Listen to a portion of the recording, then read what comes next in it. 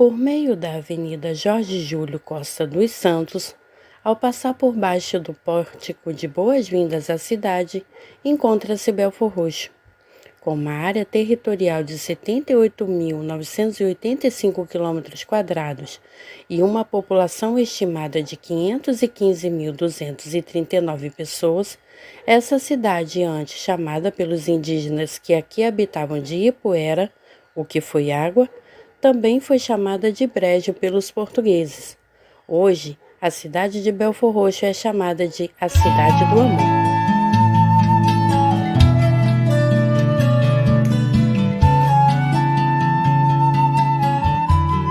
Olá, eu sou Gabriela Vidal, a menina do milharal, artista artesã do município de Belford Roxo, Rio de Janeiro, aqui em Santa Amélia. Convido vocês a conhecer o nosso trabalho voltado para a cultura de matriz africana, com sabonetes artesanais, eternizando momentos através dos aromas da ancestralidade.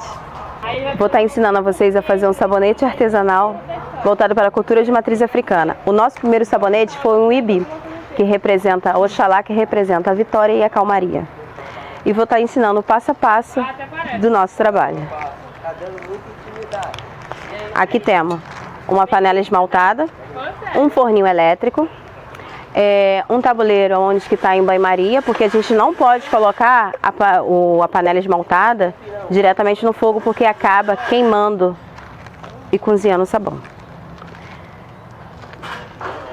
Temos o nosso molde, onde eu sou artista artesã, artista plástico, onde confeccionamos os nossos próprios moldes. Uma barra de glicerina. Vamos usar extrato de camomila, essência de maçã verde, lauril, insufilme, uma tesoura, fita, umas pedrinhas na finalização, a pistola de cola quente e a etiqueta dedicatória. Depois de aberta a barra de glicerina, se eu colocar pedaços inteiros, até mesmo para poder colocar na panela em banho-maria para derreter, vai ficar difícil. Uma parte vai derreter e a outras não. Então fica melhor até mesmo quando é em grande quantidade ou em pouca quantidade, ou para acelerar até mesmo o processo, a gente cortar bem menor. Ah, mas eu vou tirar do banho-maria, vou botar diretamente no fogão, vou derreter mais rápido. Mas você vai estragar a qualidade do produto, porque antes do término do dia, o sabonete ele já está todo preto.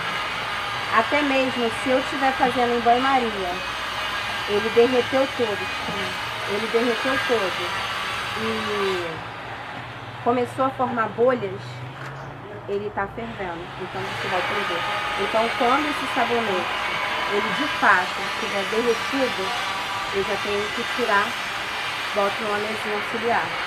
Ah, derreteu, eu continuo na panela, no tabuleiro? Não. Para poder adiantar, eu vou botar uma quantidade e vocês vão fazendo junto comigo.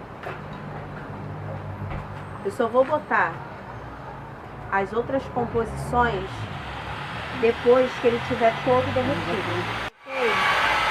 Eu vou estar colocando, é porque eu tô sem o dosador aqui, mas como a gente já faz várias vezes, a gente vai...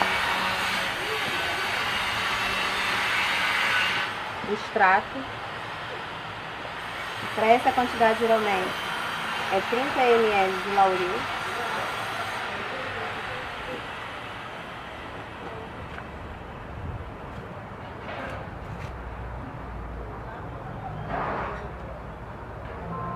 Umas 3 tampinhas dessa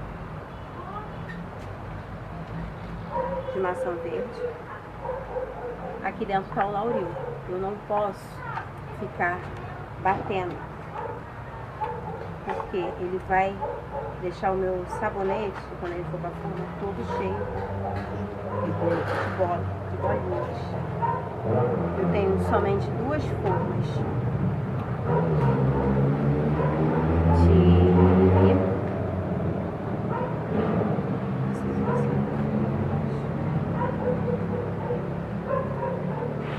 vou estar enchendo até o final.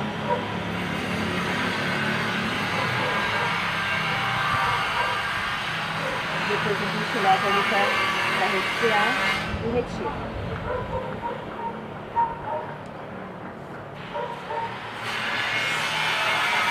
Ela vai deixar no frio.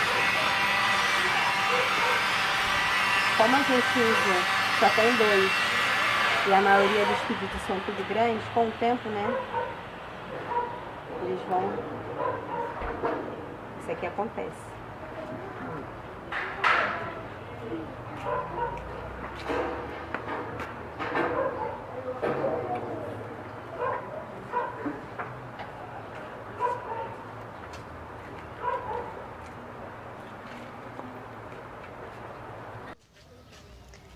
Depois que nós enchemos a forma com o sabonete artesanal, ele foi para o congelador, foi resfriado, aí agora nós vamos desenformar para finalizar o nosso sabonete.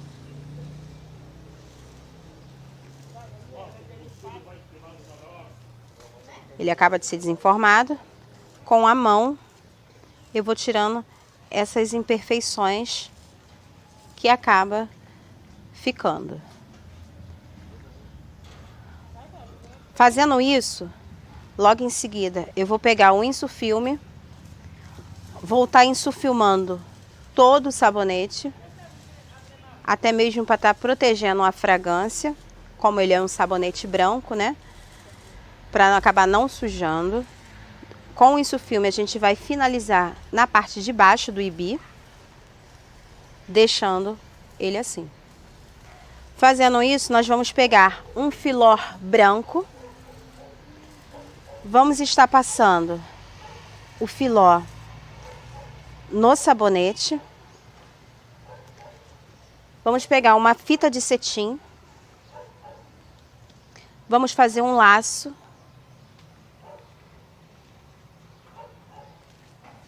Com o auxílio de uma tesoura, se tiver alguma ponta desigual na finalização após o laço,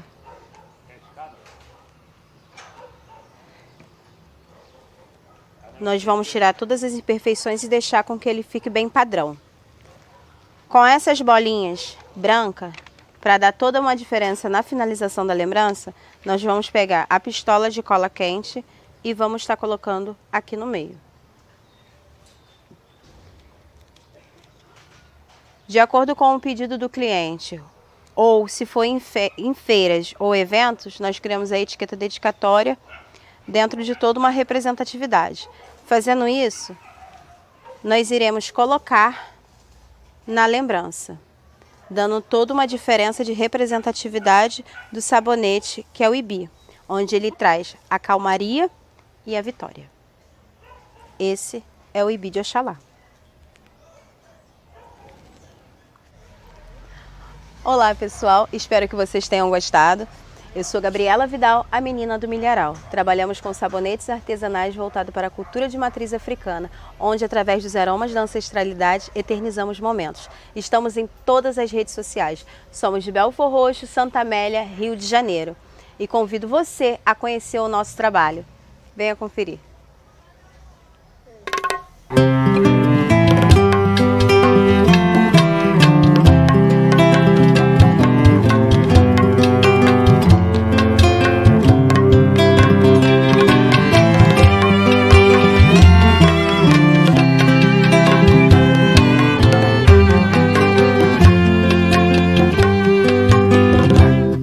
A magia na história do errante trovador. Uma cigana lê a sorte enquanto outra faz amor. Um cigano avermelha as profecias do tarô. Seja noite ou seja dia, sempre um outro lado azul. Ser ingênuo, ser poeta, usar a língua pra encantar. A serpente, a menina, o mar e tudo mais que há. O cantor decanta a fé na pedra filosofal. O alquimista canta até no céu inquisitorial. Tem um que nesta origem tem um leque de intenções, mas tem o medo da a virgem que deseja, mas se opõe. Tem o gosto acabaçado da morena temporã. Se poliu em braços fortes, desflorou em doce afã. Mas o que é que tem jeito de mulher e se faz com a cabeça e também com o coração? Eu já sei tua resposta, é o poema e a canção. A minha mãe veio de Caxias, né? E meu pai também. Meu pai nasceu em Salvador e depois veio para cá. Eu tô aqui desde a gente veio para cá, eu tinha 2 anos. 2 anos, só saí daqui quando eu tinha 17 anos e decidi morar sozinha. Aí eu saí daqui, da casa da minha avó, e aluguei uma casa em Belfor Roxo, né? Depois, quando eu me casei, né? Aí eu fui para Caxias e depois retornei a Belfor Roxo novamente. A minha infância, quando eu penso na minha infância, me machuca bastante, porque as lembranças nunca foram muito boas, mas me fez me tornar forte, né?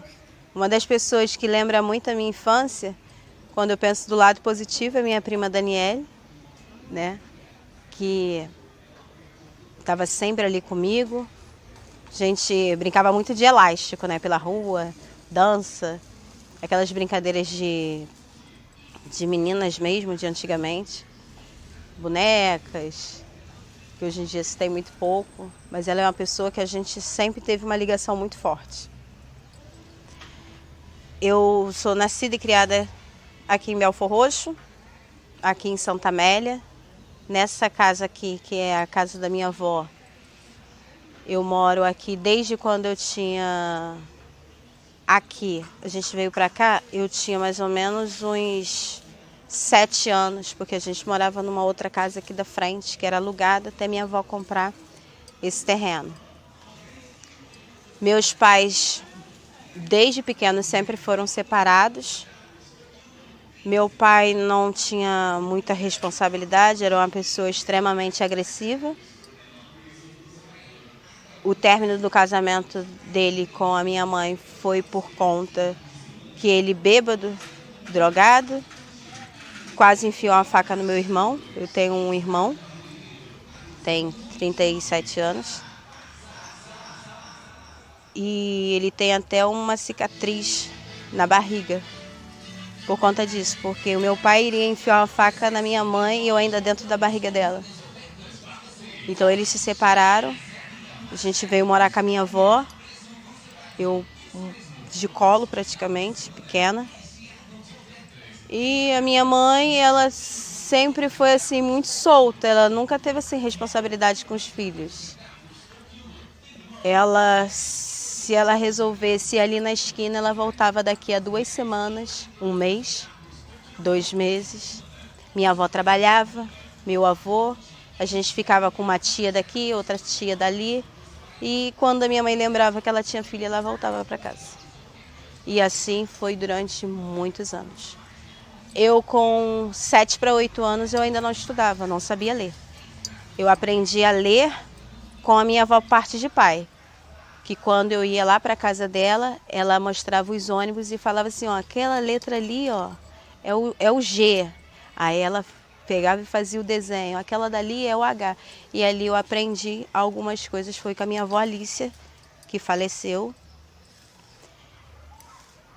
Já tem bastante tempo também. Meu pai, quando a gente ia lá visitar meu pai, e na maioria das vezes ele estava sempre drogado, agressivo.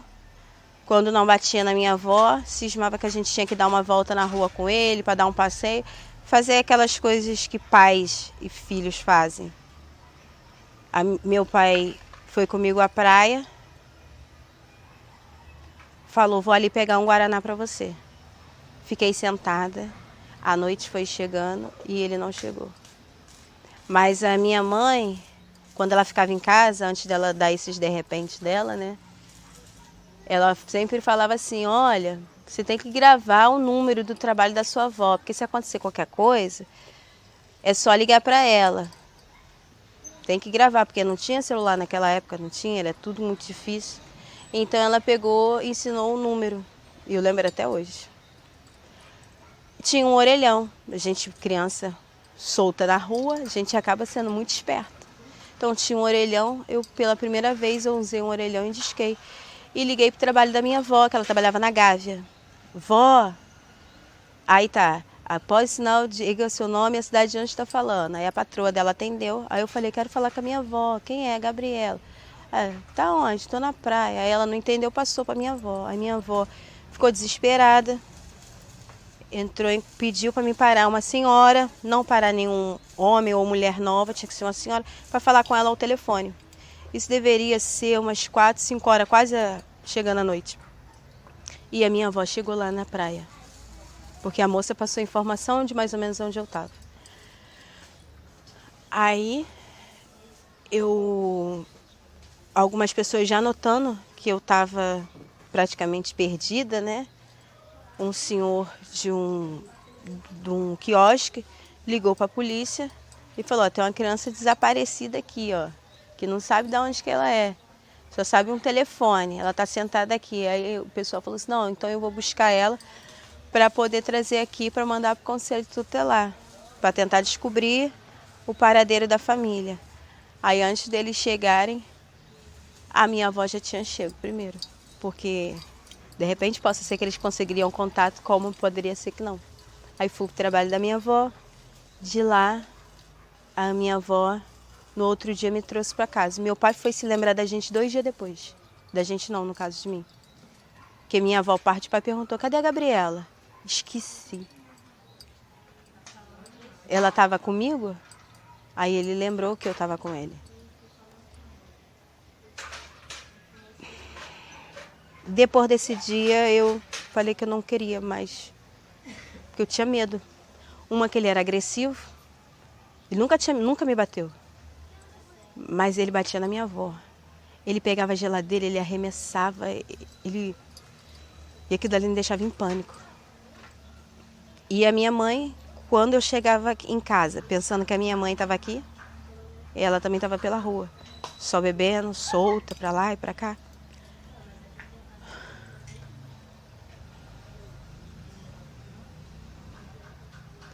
Referência de família,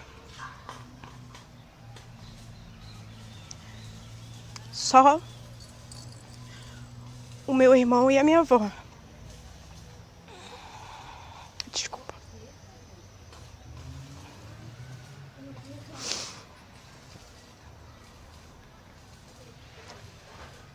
A minha avó tinha que trabalhar, minha tia Márcia, minha tia Vânia, minha tia Helena.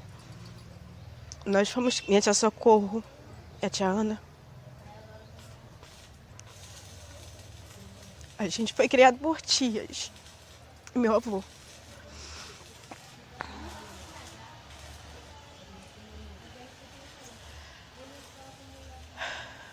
Minha mãe ficou doente. Minha mãe morreu primeiro que meu pai. Eu tinha 10 para 11 anos. Minha mãe ficou internada na posse. Na época que teve um surto. Não entendo, não lembro muito exatamente. Fui uma das últimas pessoas a ver minha mãe. Ela segurando a minha mão e falou assim, eu sei que eu nunca fui boa. Você sabe que eu vou morrer. Promete pra mim que você vai cuidar da minha mãe. E dos seus irmãos. Eu quero que você seja o que eu tinha que ser pra você. E na época, eu só queria uma família. Mas nem sempre a gente podia ter o que queria. Minha mãe veio a falecer. Eu, a minha avó e a minha tia vestimos o corpo da minha mãe. Depois daquilo dali, eu comecei a me esforçar mais. Eu rodava essas bibliotecas caçando livro para entender a pergunta. No Castro Alves, eu sempre fui a melhor aluna. Eu fui destaque de 5ª a 8ª série. Sempre primeiro a 3º lugar. Se eles foram em 2 ou 3 reuniões ao longo desses anos, eram muito. Quando meu avô chegou lá, quero saber como é que tá ela, isso, aquilo, outro. Foi reprovada e tal e tudo mais. Gabriela é uma das melhores. Eu não tenho nada que reclamar. Ganhei meu primeiro celular. Porque eles não sabiam como é que eu estava no colégio, ficaram surpresos de saber que a menina burrinha tinha se destacado. Sozinha. Porque no início todo mundo tinha... Não, tenho paciência. Se vira. Aprende a se virar. E foi que a gente ouvia muito. Não vai ter ninguém aqui. Sua mãe não morreu? As pessoas morrem. Quando meu pai morreu, passou-se um tempo, minha tia Socorro conseguiu pegar um dinheiro do meu pai. E ela pegou e falou, olha, vai ser R$200 para cada um, até Gabriela fazer 18. Até fazer 18 anos. Vê se vocês fazem alguma coisa. Minha tia Ana, Bia, estuda. Estuda, filha. Procura fazer um curso para você ter um emprego. Meu pai, a última vez que eu vi no hospital, ele falou que trabalho sempre tinha onde nascia e morria gente. Vai para a área da saúde. Você nunca vai ficar sem trabalho. E eu tinha um medo de injeção. Aí eu peguei e com aquele dinheiro, eu paguei, todo mês eu pegava aquele dinheirinho e paguei um curso de enfermagem para mim. Fui uma das melhores alunas da minha turma. Uma turma de 70 alunos no início, só 12 se formaram no final. Teve um provão de 100 questões que as meninas tudo se gabando. Ai, eu devo ter gabaritado. E aí, Gabriela? Eu falei, eu não sei. Tu deve ter tirado uns 50, 60. Da minha turma, eu fui a única que tirei 99. Eu só errei uma. Porque eu falei, tem uma que eu tenho certeza que eu errei. As outras eu não lembro. Mas essa eu tenho certeza. E era a única que eu tinha errado. A vida não me deu outra opção. Então eu falei, o dia que eu tiver uma família, eu quero ser uma referência. Eu quero ser alguém que eu queria que a minha mãe fosse para mim. E eu sabia que eu só ia ter se eu conseguisse estudar, porque o meu avô falava isso o tempo todo. A gente, quando meu irmão, às vezes a gente chegava, quando pequenos, sozinhos aqui, a gente passava o dia, às vezes, todo na rua. Porque às vezes chegava em casa e minha mãe não estava, quando ela estava viva. Quando tinha alguém que ficava aqui olhando a gente, a pessoa comia tudo, minha avó estava trabalhando, não tinha nada para a gente comer.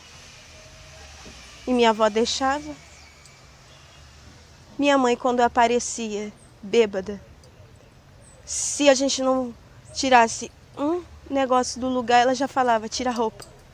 E ali ela descontava tudo na gente. Do meu irmão falar assim, para de bater nela, bate em mim, ela é muito magrinha. As pessoas falam assim, nossa, Gabriela era um pau de vira-tripa, né? É porque a gente comia mais quando a gente ia para casa dos tios, porque a minha mãe deixava as coisas aqui. Minha avó deixava, mas minha mãe sumia. Quando a gente ia para casa das nossas tias, a pessoa parecia que estava na Etiópia. Até o dia que meu irmão aprendeu a cozinhar. E aí a gente foi aprendendo, que não tinha outro jeito. Ou se vira, ou se vira. E a referência hoje, se eu conseguir ter uma infância menos sofrida, foi porque minha avó falou, ninguém vai levar eles para canto nenhum. Porque quando meus pais, de fato, já estavam os dois mortos, a minha avó pegou e falou: eles estão comigo. Eles já moravam comigo. Eles vão continuar comigo. E a minha avó foi mãe, foi amiga dos 3. Principalmente eu e do meu irmão, porque a gente só tinha ela. Então, é doído. É doído, mas eu não deixei me abater. Eu não deixei me abater porque eu fui criada pela minha avó e ela falava que a gente precisa ser forte. Minha mãe não era desse jeito porque ela queria. Meu pai não era desse jeito. A gente tenta achar desculpa, mas infelizmente ninguém é igual a ninguém. Às vezes tem uns que nascem por um dom, outros por outro. E minha tia Márcia fala: tudo que acontece na nossa vida é para nos fortalecer e para nos deixar mais forte. Eu falei: nossa tia, eu era para estar imensa. Ela: mas você vai querer ser forte, você aguenta. Eu falei: chega um momento que a gente não quer aguentar mais, que é muita coisa. Mas, graças a Deus, a minha avó, como eu me sentia muito sozinha, muito para baixo, ela sempre tentava fazer o melhor para a gente se sentir sempre bem. Com o pouco que ela tinha, para a gente já era tudo. Porque ali a gente só queria atenção. E mesmo estando só 2 dias, ela já fazia tudo. Então,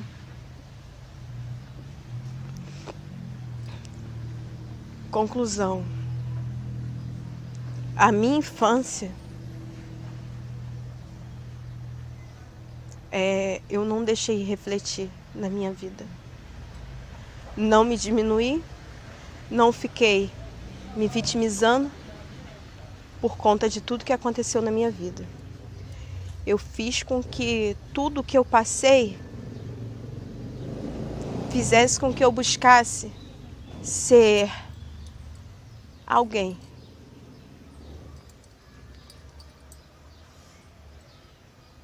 Então, a minha avó, com receio, porque as pessoas elas falavam tantas coisas, né? E eu nunca tinha gostado de macumba. A minha mãe era do candomblé e ela levava a religião de uma maneira que a família não aceitava daquele jeito. Eu não aceitava. Meu irmão, toda a família. Se pegar a comparação de antes e de hoje, se fosse para me seguir do jeito que ela seguiu, eu ia dizer não. E como eu estava com essa mágoa, com essa tristeza, com medo de seguir por um outro caminho, né? De se perder pelo caminho da vida, como drogas, como qualquer outra coisa. Porque eu era muito fechada, até mesmo com medo de cometer um suicídio. A minha avó procurou o meu primo, né? Que é meu pai de santo. Então, eu acabei me iniciando. De fato, logo assim, eu não entendia muito, mas depois que eu comecei a me cuidar espiritualmente, aquele vazio que eu sentia, que a minha mãe deixou, aquele vazio, aquela tristeza que eu tinha da minha infância, eu não conseguia lembrar mais. A mágoa da minha mãe e do meu pai também não vinha mais à tona. Não ficava como déjà vu toda hora na minha cabeça. Então eu acabei me iniciando. E o orixá, ele confortou tudo de ruim, de negativo que estava dentro do meu coração. me deu um novo sentido, que eu falei assim: o meu pai é meu santo. A minha fé me alimenta. A minha fé, ela não me deixa sentir sozinha. Eu acredito no vento, no poder da terra, das folhas. Quando eu me sentia sozinha, eu conversava com o vento, com o tempo, e ele confortava meu coração. Então, a melhor coisa que aconteceu foi isso. Essa conectividade com a minha ancestralidade. Passou-se bastante tempo. Eu fui iniciada aos 15 anos de idade pelo Meurun-Coel de Abadô, que significa o caçador da prosperidade. Então, aos 15 anos, eu renascia para uma nova vida. Sou filha de Walter de Oxoguian e Funxalá, lá em Caxias. Que quando meu pai faleceu, ele pegou e deu a notícia para mim. Eu já estava muito já espedaçada com tudo aquilo. Ele me levou para dentro do roncó, sentou e falou: filha, a gente precisa conversar. Eu falei: o que foi? Ele segurou minha mão e falou assim: lembra quando eu iniciei você, eu falei para você que você nunca mais ia se sentir sozinha? Eu falei: lembro. Você lembra que eu te falei que a partir daquele dia eu nunca ia te abandonar, que eu ia ser seu pai? Eu falei: lembro. Ele: o seu pai, ele faleceu. Eu senti uma tristeza. Ele já não era presente. Ele já tinha toda uma referência negativa, mas ele era meu pai. Eu já tinha perdido a minha mãe. Falei, mais um. Aí ele: então, eu tô dizendo pra você que a partir de agora, você pode estar onde for. Eu não sou o seu pai de santo. Eu vou ser o seu pai, o seu amigo. E eu não vou te abandonar nunca. Mesmo o dia que você não quiser mais viver. Mas eu vou cuidar de você. Mesmo você estando longe de mim. Porque você é minha filha. E eu não vou deixar ninguém magoar você. Passou-se muitos anos eu ali na casa. Na minha obrigação de 3 anos, a Oxaguian me suspendeu. Eu sou Yati Biché de Oxaguian. Eu conheci o pai das minhas filhas. Houve uma desavença. Eu acabei me afastando da casa.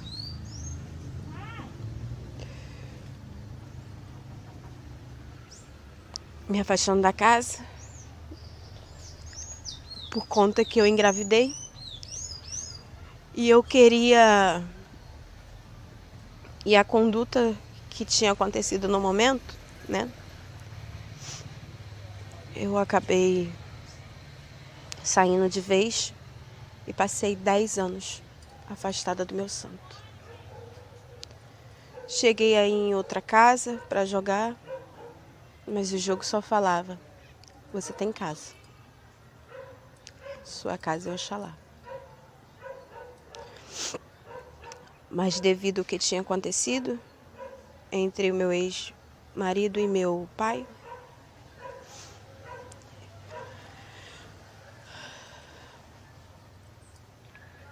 e eu estava grávida da minha filha mais nova e a outra tinha 1 ano e pouco.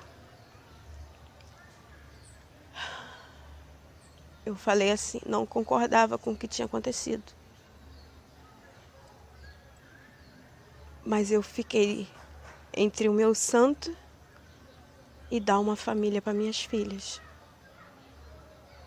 Mas eu nunca tinha tido uma família. Mas meu pai já tinha avisado que ia acontecer. Falei, comigo vai ser diferente. E fui. Tinha saído da casa. Abandonei meu santo.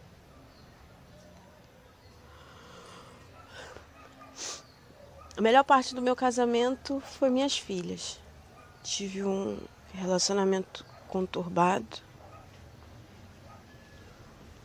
Momentos bons,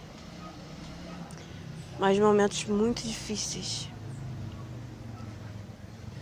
Foi o que eu falei lá atrás. A gente tenta querer que a pessoa seja diferente, mas a índole não dá. Se fosse, a minha mãe tinha sido diferente, meu pai tinha sido diferente. Mas a gente não pode mudar ninguém. A gente pode fazer diferente. Então, passou-se 10 anos, saí de um relacionamento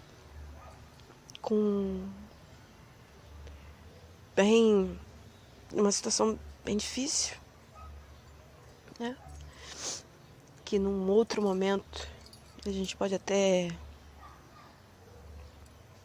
se sentir mais à vontade para falar. Aonde eu fiquei totalmente desequilibrada. Eu, pulando uma parte, quando eu estava lá no meu pai, eu concluí meu 2º grau, entrei para a faculdade. Resumo, fiquei cuidando das minhas filhas, dando o que eu não tive, com várias atribulações. Na época, quando eu decidi que aquilo dali para mim não fazia mais sentido, eu não preciso provar para as minhas filhas que eu preciso dar uma família para elas. Eu sou a família delas, assim como minha avó foi para mim. Eu não preciso aguentar certo tipo de coisa para poder mostrar para ela um padrão de família. Tem uns que na vida se dá bem.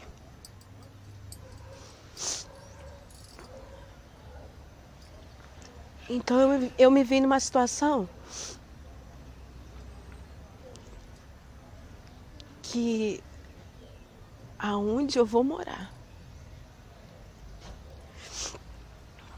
E quando eu tinha saído lá do meu pai para poder morar com ele, eu tinha minha casa toda mobiliada, minhas coisas tudinho direitinho, fui me desfazendo e a gente construiu uma casa. Construiu não, fui morar na casa dele. E quando eu saí só com o que eu tinha, que era elas. Me vi na rua, querendo saber o que eu iria fazer. Tinha um trabalho, uma situação financeira estável, porque eu tinha estudado para aquilo dali. Só que no meu trabalho eu tive um surto. Tive um desequilíbrio emocional muito grande.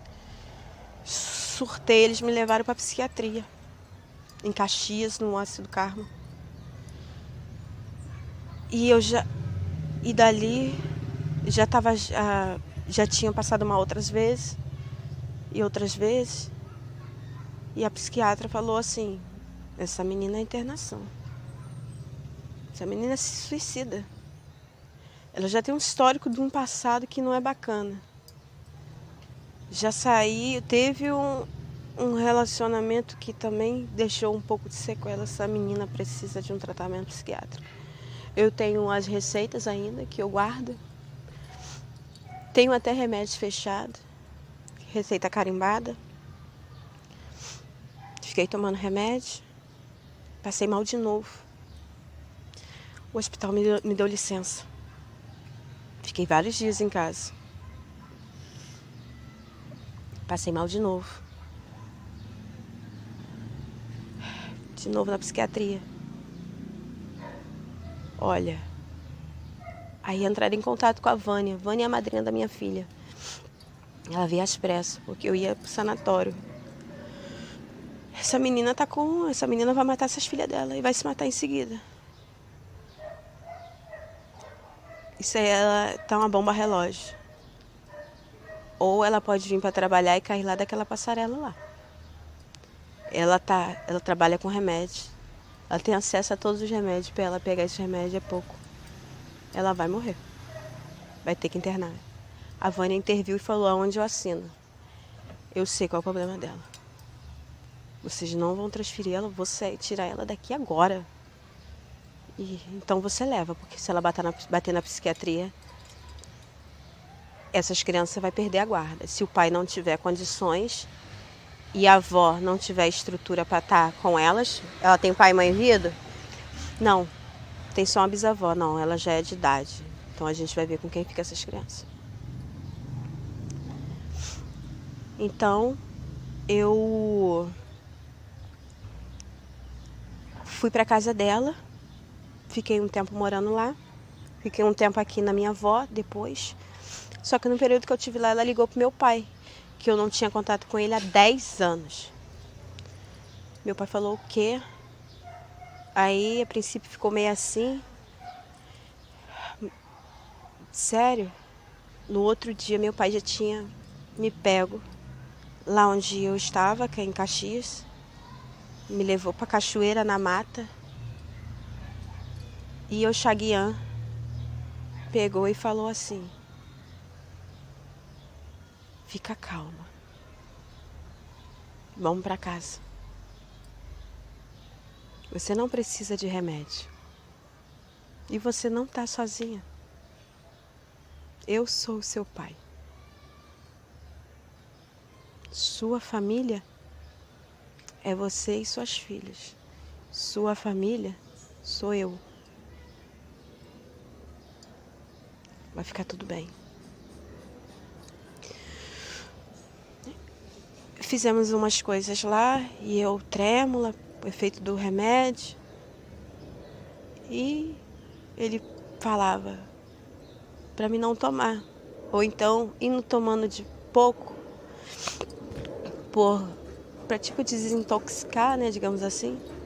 E ali foi. E todo dia, depois dali, eu ainda na Vânia, dormindo na sala dela, ele ligava. E aí, tá bem? Eu sentia muitas dores na cabeça. Muitas dores.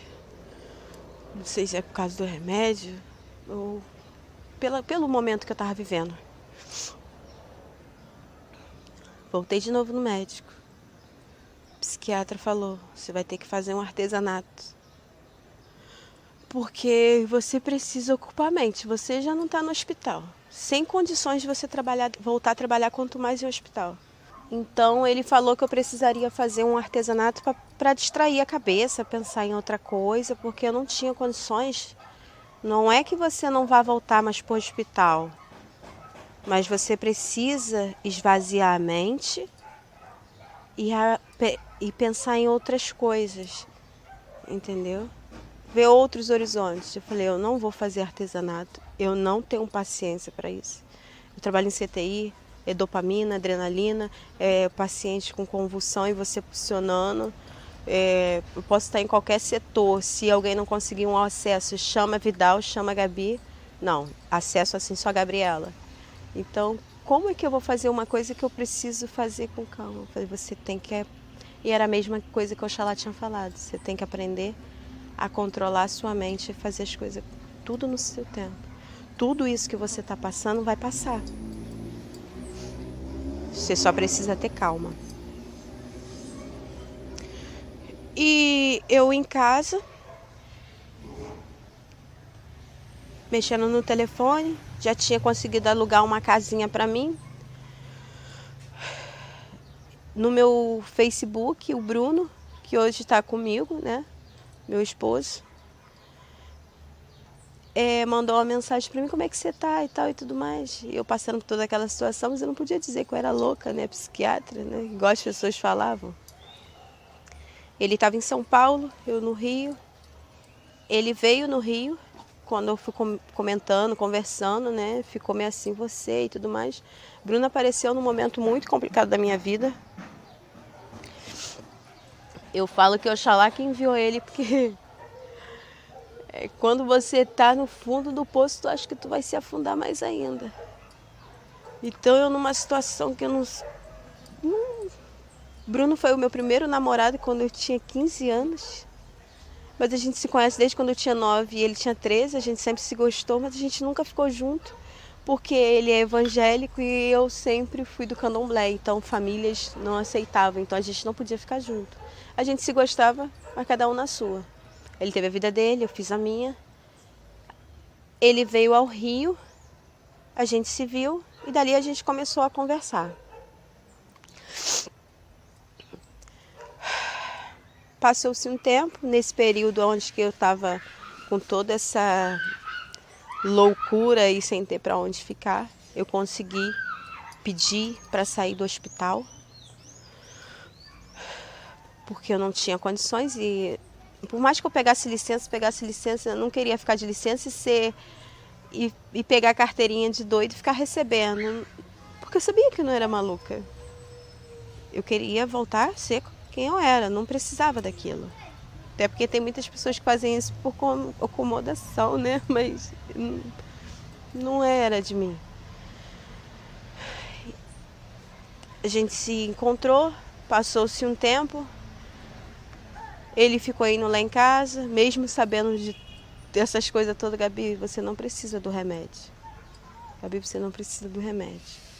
Nesse meio tempo, a gente acabou ficando junto, porque da maneira que eu saí de um relacionamento para o outro, eu não queria de jeito nenhum ninguém na minha vida. Mas a gente foi conversando como amigo. Eu acho que para mim não ficar sozinha, a gente acabou ficando. Quando foi ver, a gente já foi se envolvendo. Mas quando tinha alguém ali comigo, eu me sentia mais segura para não fazer alguma besteira. Porque eu sentia medo. Então, eu saí do trabalho. Eu andando no meio da rua, eu falei assim, eu vou sair do trabalho. Meu pai começou a fazer as coisas, aí meu pai falou assim, olha, vai ter que tomar obrigação. Mas deixa isso para mais à frente, nas suas férias, não precisa ser agora não. Até porque minhas coisas todas tinham sido despachadas, já não tinha mais nada. A única coisa que eu tinha do meu santo era a minha conta, que eu sempre guardei. Do restante não tinha mais nada, mais nada. E o Bruno, sendo do candomblé, da igreja, falou, cuida das suas coisas, o que precisar de ajuda, eu tô aqui para você.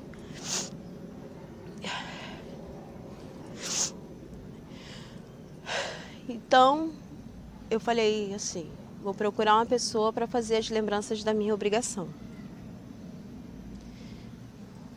E a psiquiatra pedindo para me fazer um artesanato e eu tentando descobrir o que eu conseguia fazer. Quando eu decidi sair do trabalho e pedir demissão, eu pedi demissão depois que eu falei com as pessoas. O pessoal falou assim, desculpa a expressão, você já está na pior, já está na merda, você ainda já vai pedir demissão do seu trabalho para você passar fome? Você não tem nem onde ficar. Falei, olha, eu não tenho dinheiro para poder fazer as coisas pro meu santo. Por mais que as pessoas me ajudem, eu já estou numa situação pior. O meu santo não está me deixando pior. E eu sei que ele vai me dar equilíbrio para as coisas melhorarem. Mas eu quero as minhas coisas de volta. Se hoje eu não tenho mais as minhas coisas do meu santo, foi porque lá atrás eu abandonei tudo. Eu não tenho medo de jogar tudo pro alto, o meu trabalho, para pegar o dinheiro e comprar as coisas. Porque até então, naquele momento lá que eu pedi para sair do hospital, eu não tinha nem cama, não tinha geladeira, não tinha fogão, eu não tinha nada. Como é que eu ia montar uma casa para minhas filhas? eu não tinha nada. Eu ganhei uma geladeira, eu tinha um fogão que apareceu depois. Eu ia pegando minhas filhas, só tinha casa. A minha avó ia lá, levou umas cobertas, porque só tinha 2 lençol.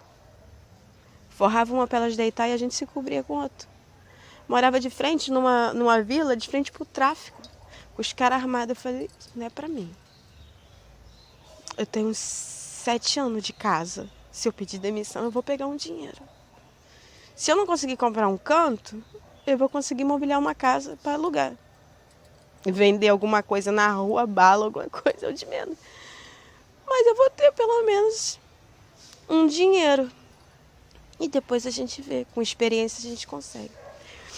Mas eu já tinha pedido demissão, saí, já estava um pouco com a cabeça mais equilibrada.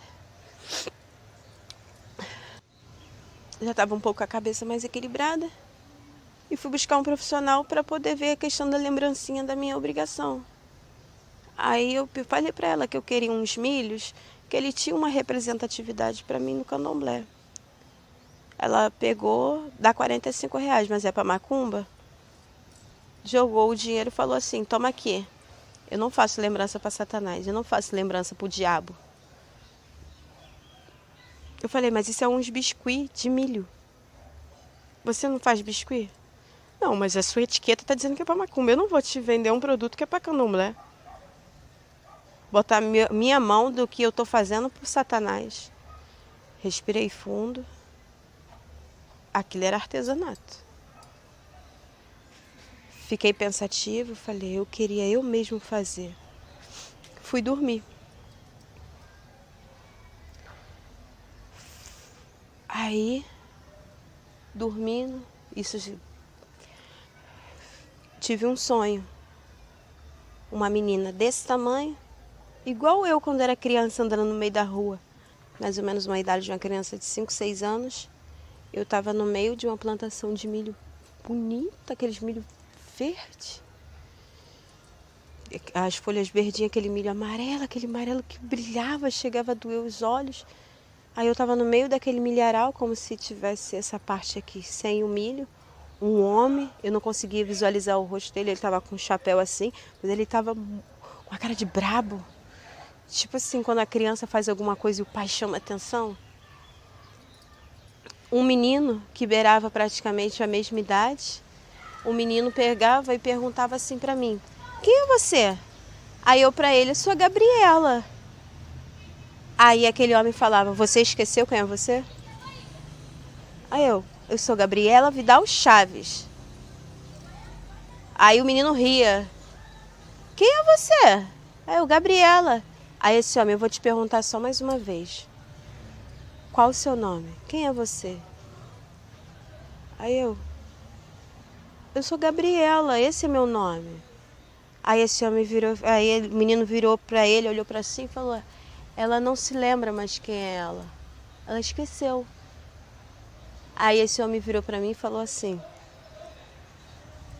você esqueceu quem é você. Quando você lembrar de quem é você, qual o seu nome e quem você é, as coisas vão voltar a prosperar na sua vida. Você se perdeu, porque você esqueceu quem é você. Você deixou com quem esquecesse do seu nome. Você se perdeu. Vou perguntar de novo, quem é você? Aí eu, sou Gabriela Vidal Chaves. Aí ele, lembra quem é você? Aí eu acordei chorando. Mas eu chorava muito, eu chorava. Porque eu não entendia, mas aquelas palavras me deixou muito triste. Muito triste. Passou-se um tempo. Digamos assim, uns 2 meses. Eu ainda estava nessa situação. Eu e o Bruno decidimos ficar juntos, né? Porque estávamos morando juntos em tão pouco tempo, foi uma coisa assim tão rápida, né? Quando a gente foi ver, a gente já estava, era mais uma companhia do que um relacionamento, Hoje em dia, ele representa muita coisa para mim na minha vida. Eu falei assim, então eu vou fazer o artesanato. Mas o que eu vou fazer? Como já entrou na minha ideia de fazer o artesanato, porque a moça não queria fazer, eu já fiquei contrariada. E eu não gosto de ser contrariada. Então aquilo dali já despertou já tipo uma competição comigo mesmo. Do intervalo, digamos assim, do sonho de quem é você para esse outro sonho, foi em torno de uns 2 meses para 3 meses. Lá onde eu morava, tinha o quarto das minhas filhas e tinha a piscina de plástico, né? Aí ali naquela piscina de plástico, eu olhei assim, eu tô vendo uns negócios com espuma. Jogaram sabão ali dentro. Aí eu olhava de novo. Falei, vou dar a volta, tô ficando doida. Mas eu pensando que eu tava acordada, mas eu tava sonhando. E tinha muito sabonete naquela piscina e muita espuma. Eu falei, gente, as crianças jogou sabonete aqui. Mas quando eu olhava para aquela água, o sabonete ele tinha formas voltada para os orixás. E eu passei 10 anos renegando meu santo, digamos assim, né? Sem fazer nada, sem cuidar, sem nada. Então isso é uma forma de renegar, digamos. Aí eu falei, sabonete, olha só que interessante, igual o santo. Aí aquele no ouvido, você não tem que desvaziar a mente? Por que você não faz uma coisa que ninguém nunca fez? Falei, sabonete de santo? Falei, isso aí não vai dar certo. Só vai saber se você fizer. E muita gente vai gostar. Aí eu comentei com o Bruno. O Bruno pegou e falou assim, Gabriela, isso não vai dar certo. Como é que tu vai fazer isso? Falei, eu não sei, eu só sei que eu vou fazer sabonete voltado pro santo. Aí ele, Falei, mas como? Falei, não sei. Daí, Ibeje, que é o herê do meu santo, que é aquele que aparece no meu sonho, nos ensinou como que nós iríamos começar a fazer as peças para desenvolver o molde e criar.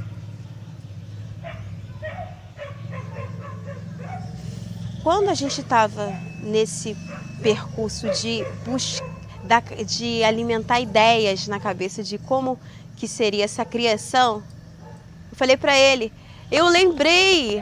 Aí ele, que foi? Falei, eu já sei. Ele, que foi? Falei, eu já sei. O sonho. Aí ele, o que é o sonho? A menina. Que menina? A menina no milharal. Não era a Manuela. A menina no milharal sou eu. Aí ele, que sonho? Falei, lembra que eu te falei?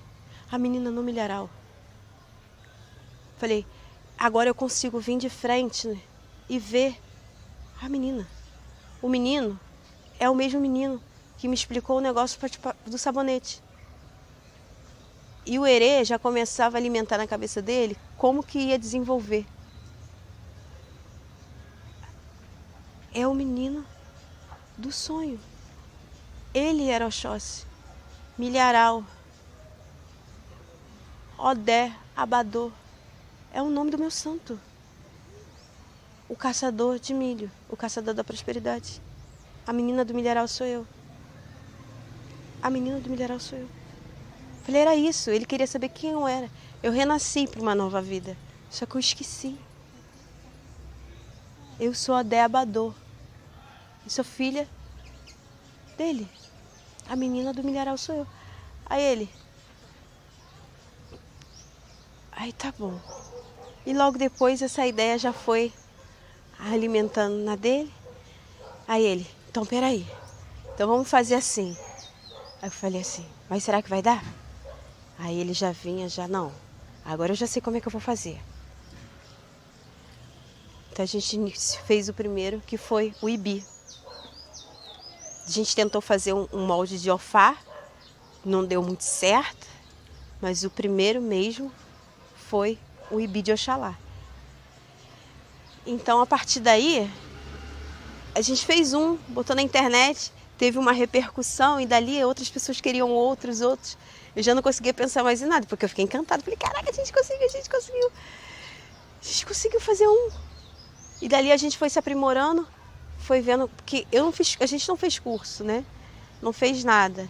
A gente viu algumas coisas de essência ou sabonete assim na internet, mas o desenvolvimento surgiu devido a toda essa bênção ancestral, porque você criar uma coisa assim do nada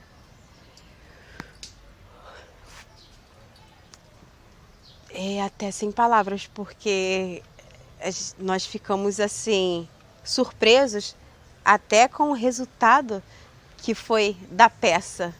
E a gente só tinha um molde. Aí eu postamos uma foto. De um a gente teve uma encomenda de 500 ibi.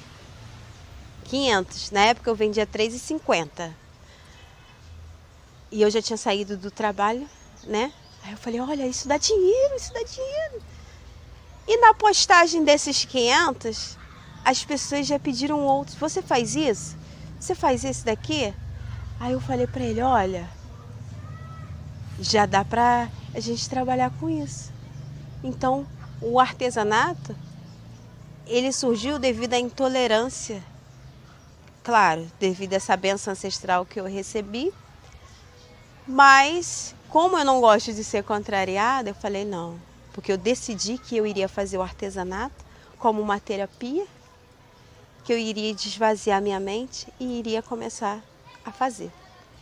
E dali não parou mais. Os pedidos multiplicaram, triplicaram. E quando a gente decidiu fazer uma página, ele falou, qual o nome? Eu falei, vamos botar metamorfose, porque é transformação, né? A pessoa estava louca, aí teve essa transformação. Ai, metamorfose vai ficar estranho. Aí ele, podia ser um nome que combinasse com você. Ai, nossa.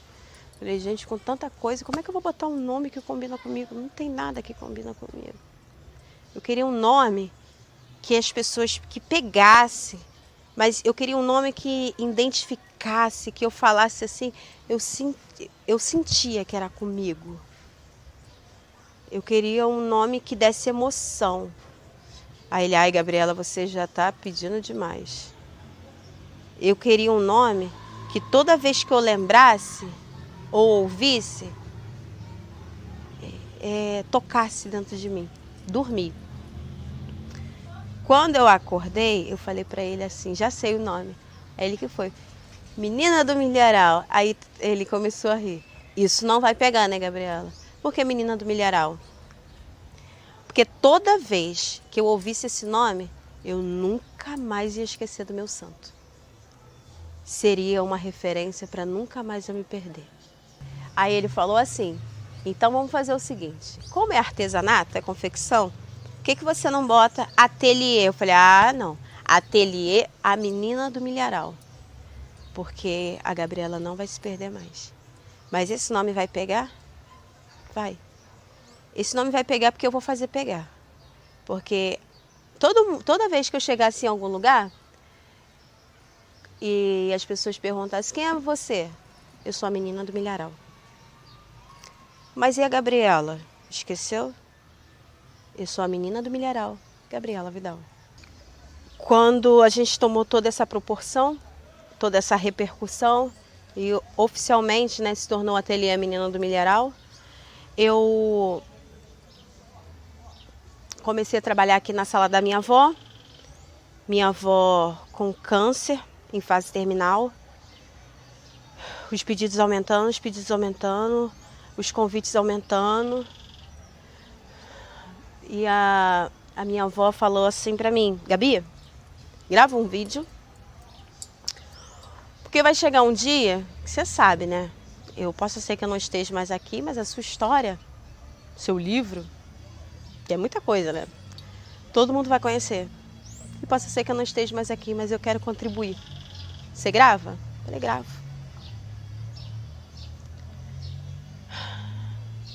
E minha sobrinha trabalhando comigo, tinha hora que ela passava mal. Depois ela foi piorando, o quadro foi piorando. E se eu recusasse os convites que tinha, de repente eu não teria outra oportunidade. Falei com a minha tia, se ela podia vir para cá. Minha tia ficou morando aqui. Eu já não conseguia dar tanto suporte para ela do que no início, porque precisava, porque de certa forma eu já estava envolvida com artesanato, com pedidos do Brasil afora, e eu não podia deixar de atender, e até porque a gente precisava se manter. Minha avó, ela me ajudou com a construção da obra, lá da fábrica, que ela falou: olha, aqui dentro você faz uma bagunça danada, eu quero que você faça seu espaço, sua fábrica, seu ateliê lá atrás. E não deixa ninguém tirar esse sonho de você, que foi o Oxalá que te deu. Oxalá te deixou boa. Eu vi como é que você estava. Então não para. Continua. Então minha avó foi muito importante. Desde o início, que foi a minha criação, foi ela que tornou a menina do milharal, né? A Gabriela Vidal, forte, que é hoje. Minha avó faleceu tem uns dias e eu recebi um telefonema seguinte: Gabriela, sua avó agora é um ancestral. Minha avó fez uma roupa para mim que eu saí em destaque em 7 jornais. Eu consegui uma oportunidade com a Secretaria de Cultura, com o Bruno Nunes, onde as pessoas começaram a conhecer a menina do milharal, graças à oportunidade que a prefeitura me deu. Então minha avó falou assim: eu vou fazer sua roupa. Minha avó, doente, com dor, pediu minha tia para ir para a máquina e ela fez a minha roupa. E essa roupa que eu apareço nos jornais. E nesse telefonema falou: sua avó é um ancestral. De todas as pessoas, a que torcia mais por você é ela. Você vai parar ou você vai continuar, menina? Aí eu falei: eu vou continuar. Ela: então, porque nós precisamos da menina do milharal. Dia 17 de dezembro, minha avó ainda estava viva. Eu estava sozinha em casa, fiz um curso de afroempreendedorismo pela Reafro. Tive como base grandes mentores, grandes profissionais que me capacitaram para aprender a falar. Porque eu falava assim: trabalho com sabonete de orixá. Então, eles conseguiram essa oportunidade com a Virando Onda. Chorava muito no começo, porque eles queriam saber da minha história, mas eu não sabia passar a minha história sem me comover. Então, a força que eu não tive de família e de parente, eu tive de mais de 30 colegas online que nunca me viram na minha vida. Vai, Gabi, me orientando. Faz isso, estuda, ocupa a mente estudando. Alex, minha mentora Daniela, me moldou e de todas as formas, sempre dizendo: eu quero que você seja você, não perde sua essência. Como é que eu vou falar? Eu nunca dei uma entrevista. Você vai contar a sua história. Você vai falar o que o seu trabalho representa. Falei: o trabalho representa o meu resgate, minha ancestralidade, minha conectividade. Então, apresenta para mim. Eu sou Gabriela Vidal, a menina do milharal. Trabalho com sabonetes artesanais voltados para a cultura de matriz africana, onde através dos aromas da ancestralidade eternizamos momentos. Ela: é isso, você falou tudo, você está pronta. Participei de uma seleção com várias pessoas do Brasil. Eu vou representar o Brasil em Miami, na feira internacional que vai acontecer, na FEAFRO. Algumas pessoas sabiam que eu estava concorrendo, mas os meus colegas de turma desse curso de afroempreendedorismo, quando falou meu nome, eles já estavam eufóricos. Eu sabia, Gabi, eu sabia. Eu falei: nossa, você fala do seu artesanato com coração, com emoção. Você não vende sabonete, você vende uma história, uma representatividade. E eu dei uma palestra onde eu falava da representatividade de cada santo.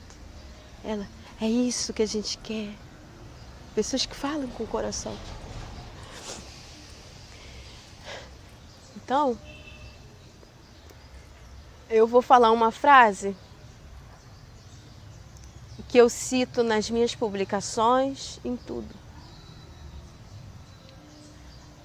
A resposta da minha vida sempre foi Oxaguian. Porque a minha família é orixá.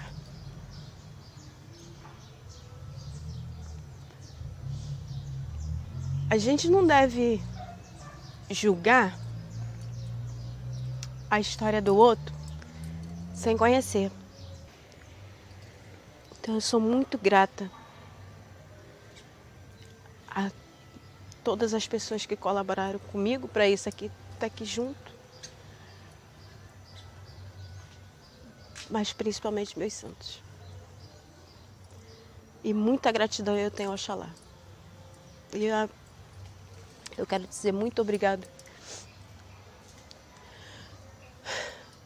por estar pondo para fora um pouquinho de mim.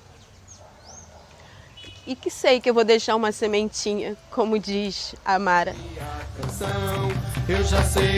Olá, me chamo Tereza Cristina, estou como presidente do MP Mulheres e hoje eu venho para apresentar quem é a nossa instituição, o que faz a nossa instituição. O MP Mulheres é o Movimento Permanente de Mulheres da Baixada Fluminense, território nacional, um nome extremamente grande, mas conhecido como MP Mulheres. Nós trabalhamos a questão do combate à violência doméstica, à violência social, à desigualdade social, né? O empoderamento dessas mulheres. E sim, trabalhamos também a família, porque trabalhar a mulher é trabalhar a família, em todos os segmentos, porque quando eu falo de obra, habitação, saneamento básico, eu também estou falando das mulheres, eu estou falando de qualidade de vida. Com isso também trabalhamos a questão da economia solidária, que é o respeito ao meio ambiente, a valorização do outro, a democratização da economia. Com isso, conseguimos trabalhar com várias histórias, vários momentos e fases de cada mulher. É um trabalho todo entendendo que cada uma tem sua história. E cada trabalho, cada peça apresentada, cada serviço apresentado por esta mulheres tem uma história. É respeitando essa história que pensamos nesse projeto. É respeitando essa história que cuidamos de cada uma presente conosco. O MP Mulheres vem para fortalecer a mulher, a família, fortalecer o empoderamento. Toda mulher tem direito a estar onde ela quiser. Mais mulheres também no espaço de poder, mais mulheres nos espaços de decisão, seja empresária, seja uma gestora pública, né, uma artesã, uma artista plástica maravilhosa. Então é esse trabalho que fazemos. Esse espaço tem que ser delas, sempre foi delas. Então é só manter, não deixar o retrocesso acontecer. O projeto Arte Cria, ele veio para dar o rosto, mostrar o rosto de cada anônima que faz a arte de Belfor Roxo, faz com que aconteça, porque Belfor Roxo tem sim, ela tem uma vocação, o nosso município tem uma vocação, a vocação de vários artistas, a cultura em Belfor Roxo é extremamente forte, mas somos periféricas, somos mulheres periféricas, que temos uma história a ser contada, mas continuamos sendo anônimas, somos anônimas. Então o projeto veio, né, o arte, que é o artesanato, que é a artista plástica, e o CRIA, que são crias de Belfor Roxo. são mulheres que estão aqui, de repente, que elas não nasceram, algumas não nasceram no município, mas fizeram sua história no município. E algumas nasceram, sim, no município. Mas todas elas têm uma história forte. Respeitamos essa história, né? Ficou muita vontade, quem tinha vontade de estar contando de forma completa ou não a história, mas o rosto delas são empresárias. Eu chamo que são a resistência, são empresárias de vida, elas são a demonstração que sim, há como recomeçar, há como se levantar e fazer o seu trabalho e fazer a sua história. Quando você compra um produto de uma artesã, de uma artista de Belfor Roxo, você está comprando uma história. Você está comprando uma história de luta, né, de resistência e vitória, sim, de conquistas. Várias foram as conquistas que tivemos, né? Então, Belfor Roxo, com estas mulheres, com essas artistas, tem tudo a ganhar, porque Belfor Roxo conseguimos demonstrar com isso que sim, é interessante vir a Belfor Roxo. Venha em Belfor Roxo, conheça o trabalho dessas mulheres, conheça o trabalho das artistas de Belfor Roxo, compre nossos produtos, né? Belfor Roxo é feito de cultura, é feito de história e valorização, né, da força de cada mulher aqui presente. Esse trabalho, esse projeto só foi possível, né, através da Lei Aldir Blanc. Então agradeço muito, né, a Lei Aldir Blanc por esse projeto estar acontecendo, a Prefeitura de Belfor Roxo, através da Secretaria de Cultura. Agradeço a cada um por trás dos bastidores do projeto, né, a coordenação, a empresa que está junto conosco, de produção. Eu tenho que agradecer a cada mulher presente nesses vídeos, que quando ela se coloca, está contando sua história, ou mesmo quando ela não conta, mas ela mostra o rostinho dela, mostra o trabalho dela, é expor, é se expor sim, mas ela entende a importância desse trabalho para dar força a outras mulheres de se levantarem e continuarem.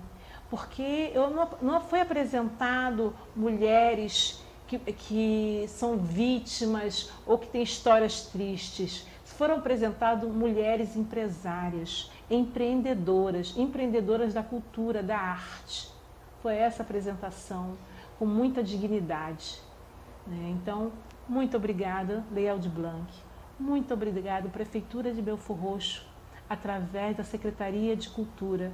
Muito obrigada a cada uma presente neste documentário, ou melhor, nestes documentários, que são 10 documentários que estamos fazendo, contando a história de cada mulher, cada empreendedora da arte, da cultura.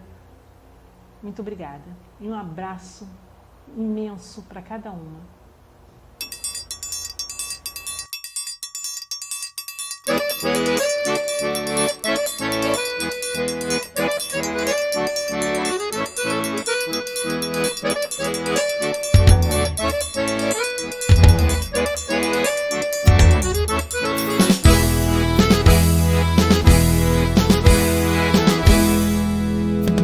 Café com pão, fogãozinho de lenha, cavalo e peão, moça bonita e menino de pé no chão. Lua brejeira dormindo atrás do capim orvalhado, ouve a meneira, a galinha, angu com quiabo. Essa saudade que vive no meu coração, da minha infância correndo lá na plantação. Será, meu Deus, que a saudade não sai mais de mim? Pra compensar eu te canto essa história assim. Era um cavalo levando meu sonho dourado, e na cidade um dia poder ir morar. Hoje eu quero no avião prateado sair depressa daqui.